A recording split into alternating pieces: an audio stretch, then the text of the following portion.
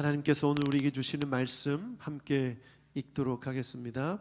로마서 13장 8절부터 10절까지 세 구절 말씀이어서 함께 합독하도록 하겠습니다. 8절부터 시작. 서로 사랑한 것 외에는 아무에게도 빚을 지지 마십시오. 남을 사랑하는 사람은 율법을 다 이룬 것입니다. 간음하지 말아라, 살인하지 말아라, 도둑질하지 말아라, 탐내지 말아라 하는 계명과 그 밖에 또 다른 계명이 있을지라도 모든 계명은 내 이웃을 내 몸과 같이 사랑하여라 하는 말씀에 요약되어 있습니다. 사랑은 이웃에게 해를 입히지 않습니다. 그러므로 사랑은 율법의 완성입니다. 아멘. 2024년 마지막 주일에 주시는 말씀입니다. 이 말씀을 모두 함께 겸손함으로 받는 시간 되길 축복합니다. 여러분, 법이라는 단어를 들으면 어떻습니까? 마음이 답답해집니까? 아니면 자유로워집니까? 왠지 좀 구속받는 느낌, 답답한 느낌이 들죠? 사실 법이란 건 최후의 보루입니다. 제일 마지막에 이런 말을 하잖아요. 법대로 해. 서로 이해하고 조정이 가능하면 법까지 가지 않아도 되죠. 그런데 법까지 가는 경우는 다투고 싸우다가 결국 법까지 가는 것이죠. 그래서 법의 의미를 우리가 조금 깊이 생각해 볼 필요가 있는데, 이 법은 우리의 질서를 위해 만들어 놓은 것입니다. 누군가가 법을 지키지 않으면 질서를 흐트러뜨리고 많은 사람이 혼란에 빠지기 때문이죠. 운전하신 분들은 아시겠지만 중앙선은 어떻습니까? 왜 그어놓은 선입니까? 절대 넘어가지 말라는 거죠. 법으로 선을 그어놓고 이 선은 절대 넘어가면 안 된다. 왜냐하면 넘어갔을 때 반대편에서 오는 차와 사고가 나게 되고 그 사고를 통해서 많은 사람이 죽게 되기 때문이죠. 그래서 자기 자신을 보호한 뿐더러 다른 사람도 보호하기 위해서 법을 만들어 놓고 이 법을 지킬 때 질서 있는 공동체가 되는 것입니다. 그런 의미에서 본다면 하나님께서 이스라엘 백성들에게 십계명과 율법을 주셨어요. 이건 무슨 의미일까요? 질서죠, 질서. 하나님과의 질서, 그리고 사람과의 질서, 이 질서를 지킴으로 공동체가 위험에 빠지지 않기 위해서 하나님이 허락하신 거예요. 그렇다면 그들이 질서를 잘 지켰다면 이스라엘 공동체가 혼란스럽지 않았겠죠. 그런데 우리가 요즘 사사기를 읽고 있지 않습니까? 그들이 이 율법을 잘 지켰습니까? 못 지켰습니까? 못 지켰죠. 못 지키니까 어떻게 돼요? 우상을 따르게 되고 혼란에 빠지게 되고 다른 나라가 침략하게 되고 전쟁에서 패하게 되고 이런 일 악순환이 반복되는 거예요. 정신을 차려서 다시 율법을 지키니까 질서가 회복돼서 평안하게 되고, 그런데 또 율법을 어기게 되고 질서가 무너지고, 이게 계속 반복되는 것이죠. 그래서 우리는 질문해야 되는 거예요. 우리가 그리스도인으로서 내 삶 속에서 나는 하나님의 질서 안에서 살아가고 있는가, 내가 속한 교회는 하나님의 질서 안에 있는가가 굉장히 중요한 질문이죠. 여러분, 로마서를 우리가 계속 배우고 있는데 로마서를 두 단어로 요약하라고 한다면 전 이렇게 요약하고 싶어요. 복음과 삶. 복음을 통해서 구원받은 사람이 어떻게 살아가야 되는지를 가르쳐주는 말씀이 로마서 말씀이라는 거죠. 그런데 그리스도인들이 복음을 통해서 구원받았는데 하나님의 뜻대로 말씀대로 살지 않으면 어떻게 돼요? 혼란스럽게 되는 거죠. 질서가 무너지는 거예요. 하나님과의 질서가 무너지고 이웃과의 질서가 무너지기 때문에 교회 공동체를 비롯해서 삶이 혼란에 빠지게 되는 것이죠. 그래서 건강한 교회, 건강한 성도는 하나님께서 기뻐하시는 질서, 하나님께서 원하시는 뜻을 잘 지킴으로 그 질서를 지키는 사람들이고, 그 질서 안에서 모두가 평안과 행복 안에서 살아가는 것입니다. 그러므로 우리 모든 그리스도인들은 하나님의 뜻, 하나님의 말씀을 지킴으로 질서를 지켜야 되는 줄 믿습니다. 자, 그렇다면 하나님의 질서의 핵심은 뭘까요? 여러분, 한 단어로 요약할 수 있어요. 하나님의 질서는 사랑입니다. 사랑. 마태복음 22장 36절부터 40절 말씀을 함께 읽어볼 텐데요. 함께 읽어보죠. 시작. 예수께서 그에게 말씀하셨다. 내 마음을 다하고 내 목숨을 다하고 내 뜻을 다하여 주 너희 하나님을 사랑하여라 하였으니 이것이 가장 중요하고 으뜸 가는 계명이다. 둘째 계명도 이와 같은 건데 내 이웃을 내 몸과 같이 사랑하여라 한 것이다. 이 두 계명에 온 율법과 예언서의 본 뜻이 달려 있다. 어떤 사람이 질문했어요. 율법이 그렇게 많은데 그 많은 율법 중에 가장 중요한 율법이 뭡니까? 으뜸 가는 율법이 뭡니까? 그랬더니 이 말씀을 하신 거예요. 주 하나님을 사랑하라. 그게 첫 번째. 두 번째는 뭐냐? 내 이웃을 내 몸과 같이 사랑하라. 그리고 마지막에 40절에 말씀이 이게 중요한데 이 두 계명에 온 율법과 예언서의 본 뜻이 달려 있다. 여러분 우리나라에 뭐 여러 가지 형법, 민법 다 법이 있잖아요. 법의 근거가 된 상위법이 뭐예요? 헌법이죠. 자, 율법에 많은 율법 조항들이 있는데 그 상위법이 뭐예요? 십계명이죠. 십계명이 헌법 같은 거예요. 그것으로 인해서 파생된 게 율법들이죠. 그런데 십계명을 두 단어로 두 계명으로 요약하려면 하나님을 사랑하고 이웃을 사랑하는 것으로 요약할 수 있다는 거예요. 무슨 뜻인지 이해되시죠? 자, 그렇다면 이것을 우리에게도 적용할 수가 있는 거죠. 예수님이 이렇게 말씀하셨어요. 요한복음 13장 34절을 보면 이렇게 말씀하셨어요. 함께 읽어보죠. 시작. 이제 나는 너희에게 계명을 준다. 서로 사랑하여라. 내가 너희를 사랑한 것 같이 너희도 서로 사랑하여라. 우리는 유대인이 아니기 때문에 또 유대교인이 아니기 때문에 율법을 지킬 필요는 없어요. 그러나 예수님을 믿고 따르는 성도들이기 때문에 예수님이 주신 계명을 지켜야죠. 그 계명은 뭡니까? 내 이웃을 내 명과 같이 사랑하라. 이것은 우리가 지켜야 될 계명이에요. 그러므로 여러분 교회의 질서의 가장 핵심이 되는 게 뭐예요? 사랑인 거예요. 사랑. 사랑할 때 교회 공동체는 온전한 공동체, 평안한 공동체가 될 수 있는 줄 믿습니다. 그렇다면 나는 이 계명을 잘 지키고 있는가? 이 질문을 해야 하는 것이죠. 왜냐하면 이 계명을 제대로 지키지 않으면 어떻게 되기 때문에? 질서가 무너지기 때문에. 하나님을 사랑하지 않으면 하나님과의 관계 속에서 질서가 무너져요. 이웃을 사랑하지 않으면 이웃과의 관계 속에서 그 질서가 무너지는 거죠. 교회 안에서도 마찬가지입니다. 그래서 바울 사도는 오늘 이렇게 말하고 있어요. 첫 번째, 서로 사랑의 빛을 지십시오. 빚을 지십시오. 발음을 잘못했습니다. 함께 읽어보죠. 서로 사랑의 빚을 지십시오. 빚을 지십시오. 8절을 한번 다시 한번 읽어보죠. 8절, 오늘 본문의 8절입니다. 시작. 서로 사랑한 것 외에는 아무에게도 빚을 지지 마십시오. 남을 사랑하는 사람은 율법을 다 이룬 것입니다.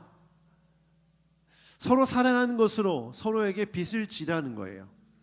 여러분 이 말씀에는 사실 두 가지 의미가 있어요. 하나는 다른 빚은 지지 말라는 거예요. 사랑 외에 다른 빚은, 그러니까 돈 거래하라는 거예요, 말라는 거예요. 돈 주고 받고, 돈을 빌려주고 돌려받는 그런 거 하지 말라는 거예요. 그런 빚은 지지 말라는 거죠. 두 번째가 있는데, 두 번째, 사랑은 서로 빌려주고 갚으라는 거예요. 사랑의 빚은 빌려주고 또 다시 돌려줘도 된다라는 거죠. 여러분 이 의미에 대해서 생각해 보려면, 여러분 대출 받으신 분들이 그 대출에 대한 생각을 하면 아주 잘 와닿습니다. 다 대출이 있으시죠? 청년들도 요즘 청년들도 대출이 있더라고요. 학자금 대출. 부모님이 갚아주시면 다행이지만 능력이 되시면 그 학자금 대출을 받게 하셨겠어요? 여러분이 갚아야죠.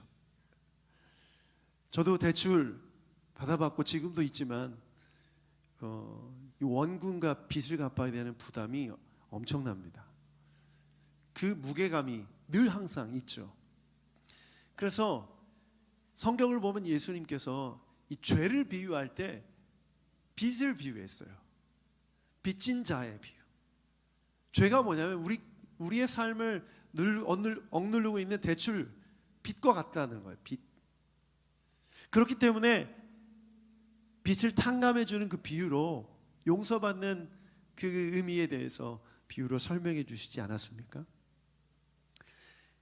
그런 의미로 본다면 서로가 하나님의 질서가 있어야 되는 공동체 안에서 사랑의 빚이 아닌 돈 거래나 다른 어떤 것으로 빚을 지게 하면 그 공동체에 뭐가 무너진다?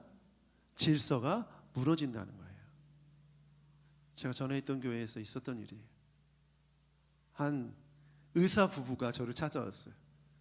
의사 부부가 저희가 맡았던 공동체의 성도였는데 두 분이 찾아와서 막 저희가 흥분하시면서 순원에게 돈을 빌려줬는데 그 돈을 갚지 않는다는 거예요. 근데 이 얘기를 막 한참 얘기하시다가 가신 다음에 그 다음 주에 돈을 빌린 부부가 찾아왔어요. 너무한다는 거예요. 돈을 빌린 게 어떤 의미냐면 투자였다는 거죠. 그분이 사업을 운영하시는 분이었는데 투자 목적으로 그분이 돈을 빌려줬고 그것은 투자이지 내가 빌린 게 아니다라는 거예요. 와, 정말 머리가 아프더라고요. 지금 너무 이야기가 다르죠? 한쪽은 빌려줬다고 그러고 돈을 갚아야 된다고 그러고 한쪽은 투자 받았다고 하고 투자란 뭐예요? 위험 손실을 감수하는 거죠. 잘 되면 많은 보상이 따르지만 잘 안 되면 투자의 손실은 투자한 사람에게도 책임이 있는 거잖아요. 그런데 어떻게 같은 순에서 같은 공동체로서 순나눔을 하다가 돈을 빌려주고 받았는데 이 일 때문에 이런 일이 벌어졌는가? 원수가 됐어요. 원수. 양쪽 말을 들어보면 다 맞아요. 다 맞아요. 사업하시는 집사님이 너무 사업이 힘드니까 그 돈을 빌려준 남자는 의사였는데 자기가 도와줄 수 있어서 흔쾌히 빌려줬다는 거예요. 너무 힘들어하니까 이제 요 어려운 것만 막으면 괜찮아진다고 하니까 빌려줬다는 거죠. 그런데 이쪽 편 말은 그래요. 지금 어렵긴 하지만 투자해 주시면 수익을 얻어서 갚아주겠다고 얘기했기 때문에 투자했다는 거예요. 그럼 뭐 사용증이나 무슨 계약서나 썼습니까? 안 썼다는 거예요. 제가 괴롭더라고요. 뭐가 괴롭냐면 이 두 부부는 이제 공동체가 되기 어려워요. 서로 신뢰할 수가 없어요. 어렵더라고요. 한 사람이 교회 안에서 순모임으로 모였는데 빚쟁이가 저기 앉아 있는 거죠. 그리고 한편에서 보면 나를 속여서 돈을 가로챈 사기꾼으로 보이는 거죠. 우리 새누리교회도 제가 이 강단에서 메시지를 하나님의 뜻을 전합니다. 돈 거래는 하지 마시길 바랍니다. 아시겠죠? 돈이 꼭 필요하신 분은 누군가에게 빌려주겠다는 마음이 든다면 빌려준다는 게 아니라 할 수 있는 만큼 감당할 수 있는 만큼을 그냥 주십시오. 그러면 됩니다. 그리고 잊어버리세요. 그런데 만약 이 돈을 돌려받겠다는 생각이 들면 그때부터 뭐가 되는 거예요? 채무 관계가 되어서 빚쟁이로 보이고 빚을 안 갚은 부도덕한 사람으로 보이는 거예요.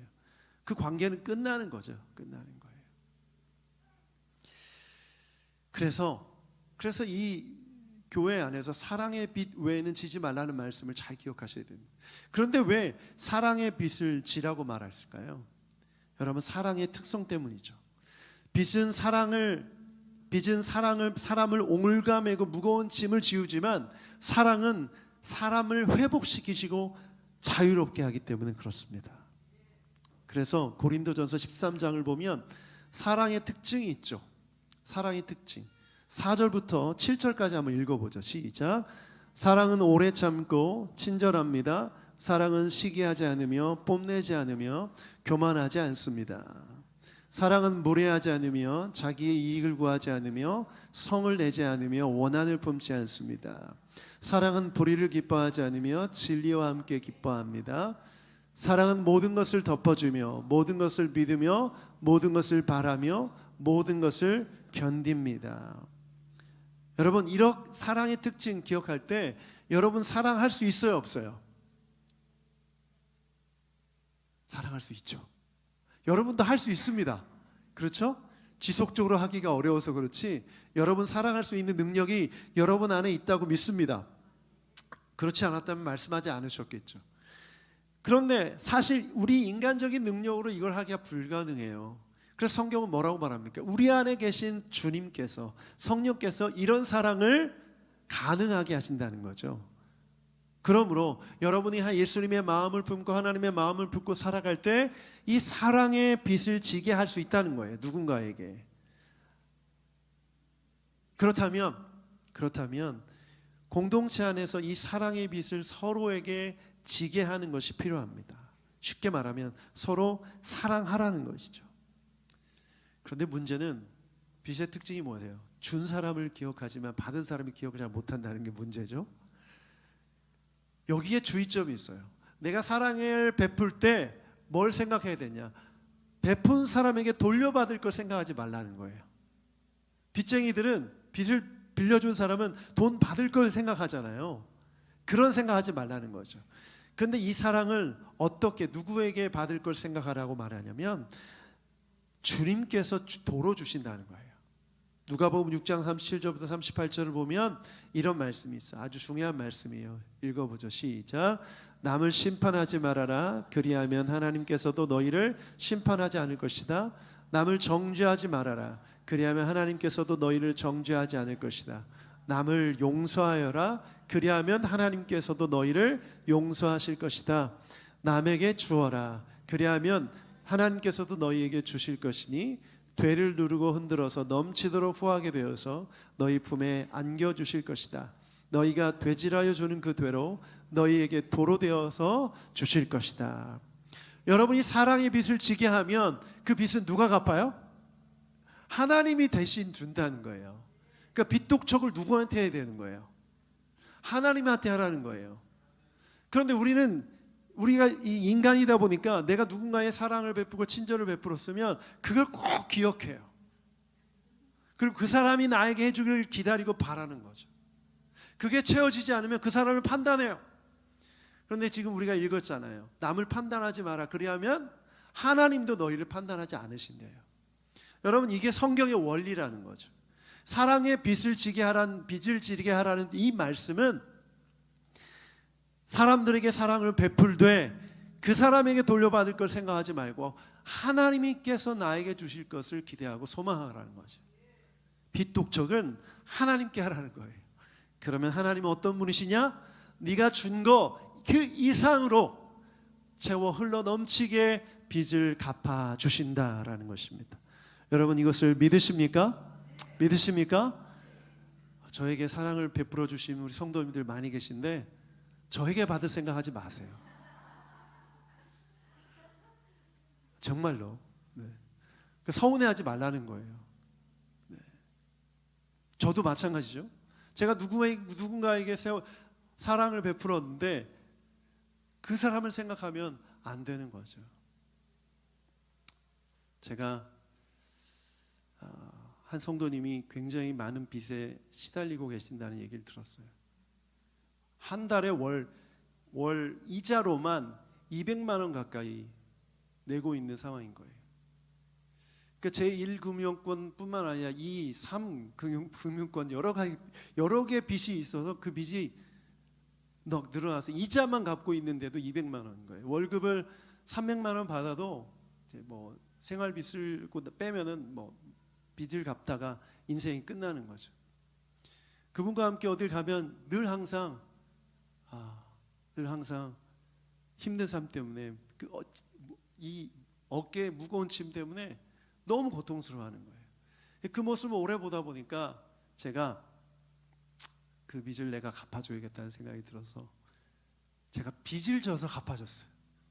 그분이 내는 빚을 보다 제가 신용도가 좀 높아서 이자가 그때는 쌌어요. 이자가 굉장히 쌌기 때문에 제가 오히려 그 이자를 제가 갚아줘서 그분이 그 이자를 내게 하면 훨씬 더 좋겠다는 선의로 제가 했어요. 그런데 한 달, 두 달은 괜찮았는데 세 달째부터 문제가 생기기 시작하더라고요. 이자를 굉장히 10만 원 안 되는 200만 원이라는 빚에서 확 낮아져서 몇십만 원, 50만 원도 안 되는 이자로 낮아진 거예요. 그럼 이제 원금도 갚고 하면 빨리 이 빚에서 해방될 수 있다는 생각에 저는 정말 순수한 마음으로 이렇게 했는데 이제 그때부터 어려움이 생기기 시작하면서 성도님이 그러는 거예요. 저한테 목사님이 빚쟁이로 보여요. 제가 그 얘기를 딱 듣는 순간 연락을 끊었어요. 이제 더 이상 그 얘기를 하지 않았어요. 연락을 끊었다는 게 아니라 더 이상 그 얘기를 하지 않았어요. 이게 제가 굉장히 잘못된 선택을 했구나 하는 것을 깨달았어요. 제가 힘 닿는 대로 도와주고 말았어야 되는데 정말 성도님과 아주 어려운 관계가 돼버렸고, 저한테도 그렇고 그분에도 그렇고 너무나 힘든 시간들이었었어요. 굉장히 오래전에 있었던 일입니다. 개척 초기. 개척교회 목사가 뭐라도 열심히 해서 성도를 돕고 싶은 마음에 했지만 그 선택이 아주 잘못된 선택이었죠. 혹시 돈 필요한 분 계시면 하나님께 기도하세요. 저한테 얘기하지 마시고. 제가 드리고자 하는 말씀이 뭔지 아시겠죠? 목사인데도 돈을 빌려준 그 성도가 그렇게 보이더라고요. 정말 약속을 안 지킨 부정직하고 불성실한 사람으로 그렇게 판단되어지니까 제가 너무 괴롭더라고요. 정말 제가 잘못한 일이죠. 여러분, 지금 무슨 말씀을 나누는지 아시겠죠? 만약에 제가 사랑의 빚을 지게 했다면, 제가 힘닿는 부분에서, 감당할 수 있는 부분에서 도와주고 끝났다면, 그 어떤 얘기도, 어떤 책임도 말하지 않았다면 아마 그분은, 또 저는 정말 행복하고 감사했을 거예요. 그분이 저를 생각하면서 정말 감사했을 거고, 저도 기쁜 마음으로 하나님 앞에 빚독촉을 했을 거예요. 내가 베풀었어요. 하나님 나에게 주십시오라고 기도했을 거예요. 그렇지 않습니까? 어리석은 선택이죠. 여러분, 우리 새누리교회는 이런 사랑의 공동체가 되길 축복합니다. 서로 사랑의 빚을 지고 빚독촉은 하나님께 하고, 또 받고 감사하고, 또 받은 사람은 그 은혜를 기억하고 또 다른 사람에게 사랑을 베풀어서 우리 새누리교회가 그 사랑으로 가득한 교회가 되길 축복합니다. 두 번째, 아주 중요한 메시지인데요, 서로 해를 입히지 말아야 됩니다. 9절부터 말씀 함께 읽어보죠. 10절까지. 9절 10절입니다. 시작. 간음하지 말아라, 살인하지 말아라, 도둑질하지 말아라, 탐내지 말아라 하는 계명과 그 밖에 또 다른 계명이 있을지라도 모든 계명은 내 이웃을 내 몸과 같이 사랑하여라 하는 말씀에 요약되어 있습니다. 사랑은 이웃에게 해를 입히지 않습니다. 그러므로 사랑은 율법의 완성입니다. 여러분, 이 말씀 들으면서 이런 생각 들지 않으세요? 난 이런 죄를 짓지 않으니 괜찮다. 난 괜찮은 것 같은데. 나는 이웃에게 해를 입히지 않으니 나는 계명을 잘 지키고 있는 것이다. 뭐 이런 생각이 들지 않으세요? 여러분, 우리가 주의할 게 있어요. 성경은 전체적으로 봐야 됩니다. 일부만 보고 판단해서는 안 돼요. 예수님께서는 산상수훈을 통해서, 산 위에서 가르친 가르침을 통해서 행위가 아닌 마음으로 율법의 기준을, 하나님의 뜻의 기준을 옮기셨어요. 율법의 기준이 행위에 있지 않고 어디에 있다? 마음에 있다. 그래서 보여지는 것이 아니라 보여지지 않는 마음의 차원에서 우리가 이 말씀을 바라봐야 돼요. 마태복음 5장 28절을 보면 이렇게 말씀하셨어요. 함께 읽어보죠. 시작. 그러나 나는 너희에게 말한다.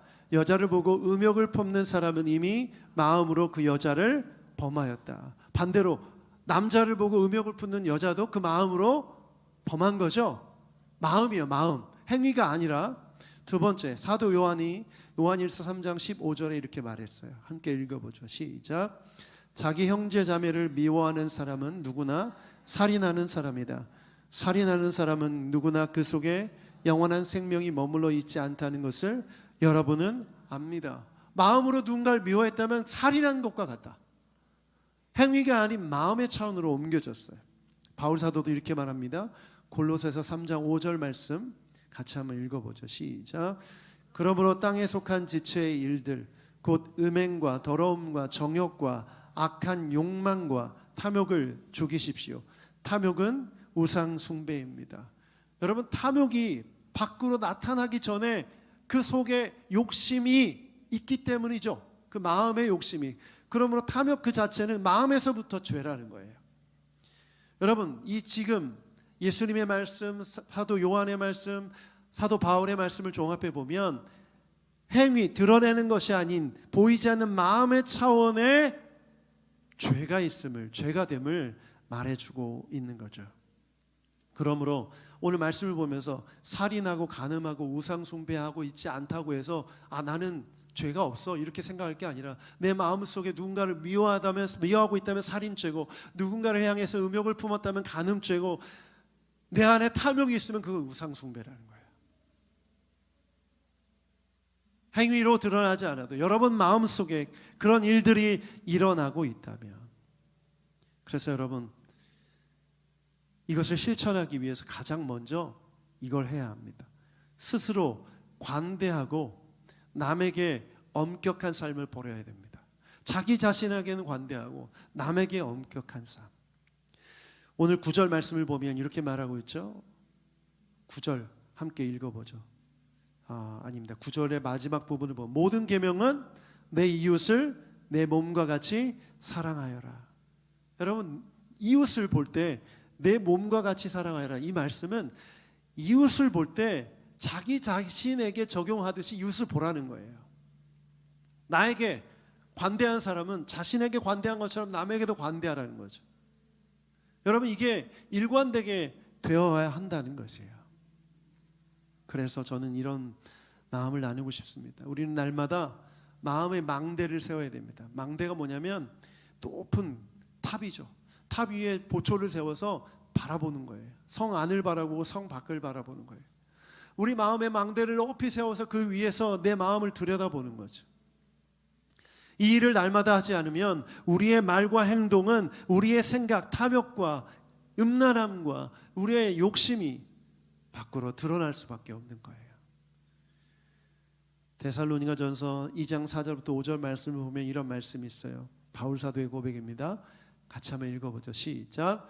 우리는 하나님께 검정을 받아서 맡은 그대로 복음을 사가고, 이렇게 하는 것은 사람의 환심을 사려고 하는 것이 아니라 우리의 마음을 살피시는 하나님을 기쁘게 해드리려고 하는 것입니다. 여러분이 아는 대로 우리는 어느 때든지 아첨하는 말을 한 일이 없고 구실을 꾸며서 탐욕을 부린 일도 없습니다. 이 일은 하나님께서 증언하여 주십니다. 여러분 바울 사도가 나는 아첨하는 말을 한 적이 없고 탐욕을 부린 일도 없다. 왜? 내 마음을 살피시는 하나님, 그 하나님께 검정을 받았기 때문에, 하나님께 검증을 받아서 말하기 때문에 그렇게 했다는 거예요. 여러분 바울 사도가 이런 삶을 살았다는 것에 주목해야 됩니다. 날마다 어떤 말을 하기 전에, 어떤 행동을 하기 전에 그 마음에 드는 생각이 하나님 앞에 검증받았다. 만약 여러분이 날마다 하나님 앞에 검증받지 않으면, 우리의 마음의 생각을 검증받지 않으면 어떻게 될까요? 생각은 행동의 결과의 원인이죠. 생각은 결과를 낳는다는 말이 있잖아요. 그러면 여러분이 어떤 말을 했다는 건 그 생각이 여러분 가운데 있었다는 거예요. 내가 어떤 행동을 했다는 건 그 행동의 원인이 되는 생각부터가 시작인 거죠. 그래서 그 생각의 차원에서 그 생각을 정리하지 않으면, 검증받지 않으면 우리는 그런 말과 행동을 할 수밖에 없다는 거예요. 그래서 아무리 후회해봐도 소용이 없어요. 내가 왜 그런 행동을 했지? 자책할 때 반드시 어디까지 가야 되냐면 그 행동을 하게 한 그 생각을 돌아봐야 하는 것이죠. 그렇지 않으면 우리는 계속되는 반복되는 죄 가운데 살아갈 수밖에 없습니다. 그러므로 우리가 신앙생활 열심히 한다는 건 뭐냐? 내 생각에 검증을 받는 시간이다. 여러분 큐티 하시죠? 우리 새누리교회 모든 분들 큐티 하시길 바랍니다. 큐티는 뭐냐? 내 생각에 검증을 받는 거예요. 지금 내 생각이 탐욕인지 음란함인지 욕심인지 아니면 정말 선한 마음인지 그것을 검증받는 거죠. 왜냐? 주님은 우리의 마음을 살피시기 때문에. 그래서 날마다 큐티를 통해서 내 겉모습이 아닌 내 속을 들어봐야 하고, 그 속을 들여다봄으로 우리의 말과 행동이 변화될 수 있는 줄 믿습니다. 이렇게 하지 않으면 어떻게 되죠? 다른 사람에게 해를 입혀요. 다른 사람에게 해를 입혀요. 나만으로 끝나지 않고 다른 사람에게 해를 입힌다는 것이 정말 중요합니다. 내 가족과 교회와 이웃에게 해를 입힙니다. 그러므로 뭐 해야 됩니까? 따라합시다. 초장에 잡읍시다. 초장에 잡읍시다. 네.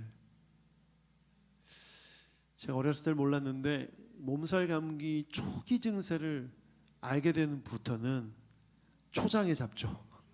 초기에. 몸살 기운이 있을 때 샤워하면 됩니까? 안 됩니까?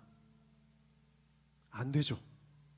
체온이 급격하게 낮아지기 때문에 아주 위험하죠. 면역력이 떨어져서. 근데 예전에 몰랐어요. 몸살 기운이 있는데 빨리 씻고 자야지 하고 씻고 잤더니 막 더 힘들고 아파지더라고요. 뭐 예를 들자면 이런 거죠. 우리 마음속에 일어나는 일들 속에서 그 초기에 하나님의 말씀을 통해서 그 잘못된 생각을 버리고 그것을 멈추면 우리의 삶은 자연스럽게 변화되는 거예요. 큐티 열심히 해서 여러분이 성경 박사가 되고 성경 지식이 충만해지라는 얘기가 아니에요. 그것을 통해서 여러분의 마음을 들여다보라는 거죠. 그런데 큐티를 이 관점으로 하지 않고 열심히 한 사람들은 이게 다른 사람을 향한 지적, 판단의 근거가 돼서 많은 공동체 사람들에게 해를 끼칩니다. 그러면 큐티는 무슨 목적으로 한 거예요? 탐욕으로 한 거죠. 욕심으로 한 거예요. 어떤 욕심? 남보다 더 우월하고 싶고 뛰어나고 싶고 자기가 알고 있는 지식을 자랑하고 싶어 한다는 그 동기에서 한 것이 되는 거죠. 얼마든지 신앙의 삶도 그렇게 될 수 있다는 거예요. 이런 모습이 우리에게 있을 수 있다라는 거죠. 그래서 여러분, 우리가 아모스서를 전에 묵상했는데 다림줄이 있어요. 다림줄. 세 번째 환상이죠. 다림줄이 뭐냐면 건축할 때, 건물을 지을 때, 벽돌을 쌓을 때 이것이 수직으로 제대로 쌓아져야 나중에 무너지지 않지 않습니까? 안으로든 밖으로든. 그래서 줄을 매달아서 지면과 직선을 이루게 하기 위해서 달아놓은 거예요. 그래서 벽돌을 하나 올릴 때마다 이것이 기준이 돼야 되는 거죠. 부지 중에 잘못해서 엉뚱하게 기울어지게 쌓았다면 다시 무너뜨리고 다시 쌓아야 되는 거예요. 내 마음속에 일어나는 생각들이 하나님의 말씀으로 기준을 해서 제대로 쌓아지고 있다면 괜찮지만 그렇지 않다면 다시 무너뜨리고 다시 해야 되는 거죠. 여러분이 인생을 향한 하나님의 뜻을 생각할 때 내 마음대로 세상에 주어진 가치관으로 세웠다면 이 기준에 의해서 다시 무너뜨려야 돼요. 성도님들과 상담하면서 느끼는 건 뭐냐면 신앙생활 하면서도 잘못 쌓아올린 벽돌이 너무 많다는 거예요. 이 세상이 너무나 혼란스럽고 잘못된 메시지들이 막 돌아다니기 때문에 아무거나 주워서 그냥 세운 거죠. 그런데 이 벽돌은 무너질 수밖에 없는 벽돌이에요. 잘못 쌓았어요. 그런데 이것을 다시 무너뜨리려고 하면 너무 힘든 거예요. 목사님, 내가 이걸 하기 위해 10년을 기도했고 20년을 기도했고 어떤 노력을 했는데 이걸 무너뜨리라고요? 네, 굉장히 어려운 일이죠. 최근에 어떤 분을 만났는데 성경을 엄청 많이 읽으셨어요. 그래서 제가 성경 읽지 말라고 했어요. 너무나 충격적인 제안이죠. 성경을 아무리 많이 읽어도 하나님의 기준에 잘못된 방법과 잘못된 방식을 읽으면 어떻게 돼요? 이거 다 다시 무너뜨려야 되는 거예요. 여러분이 기도를 아무리 열심히 해도 잘못된 기도면 멈춰야 됩니다. 그렇죠? 그런데 어떻게 보면 목사가 성경 읽지 말고 기도하지 말라고 하는 게 굉장히 영적이지 않은 것처럼 보이지만 사실 그게 필요할 수도 있다는 거예요. 여러분의 탐욕에 의해서 기도하고 탐욕에 의해서 성경을 읽었다면 그건 아주 위험한 거죠.